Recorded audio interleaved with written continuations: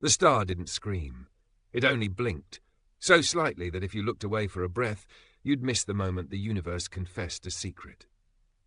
In 1999, on a cold ridge in southern France, the Haute-Provence Observatory sat like a watchful lighthouse above a sea of darkness. Inside the dome, everything smelled faintly of metal, dust, and old coffee. A small team of astronomers worked the night shift, the way sailors ride storms, quietly, stubbornly, trusting instruments more than instincts. They weren't hunting monsters. They were hunting shadows. On the monitor, a clean line of starlight rolled forward, steady, reassuring, almost boring. The kind of data that makes you doubt you'll ever find anything at all. Then, without drama, the brightness dipped. A tiny notch. A breath taken out of the light. At first, it felt like a mistake, a passing cloud, a vibration, a ghost in the detector. One of them leaned closer, the glow painting tired eyes and chapped hands. Another checked the sky conditions, then the telescope tracking, then the calibration. Everything said, clear, stable, normal. So why was the star dimming? Here's the first twist that makes your pulse jump. The dip had a shape, not a messy stumble, something smooth, symmetrical, like a curtain being drawn with intention. It wasn't random noise. It looked timed. They argued in low voices, the way you do when you're afraid to jinx a fragile miracle.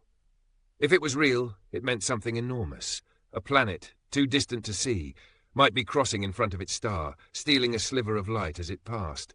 But a single dip could still be a liar. So they waited. Minutes stretched. The dome groaned softly as it tracked the sky. Outside, wind combed through the pines. Inside, every glance at the graph felt like peeking into a locked room. And then the second rehook hit them.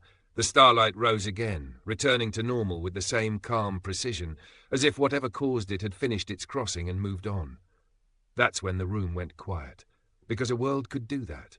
A planet, silhouetted against a star, revealing itself not by glow but by absence, by the smallest theft of light. They ran the numbers, palms sweating despite the cold. Size estimates, timing, probability. The logic clicked into place like gears catching. And when follow-up observations aligned, when the pattern held, something inside them cracked open. Not just triumph, but awe. They hadn't photographed a planet. They had measured a shadow and proved it belonged to a world. That night, the method changed the future. If planets could be found by the dimming of starlight, then the sky wasn't just scattered with stars. It was crowded with hidden worlds, waiting for their brief, honest blink.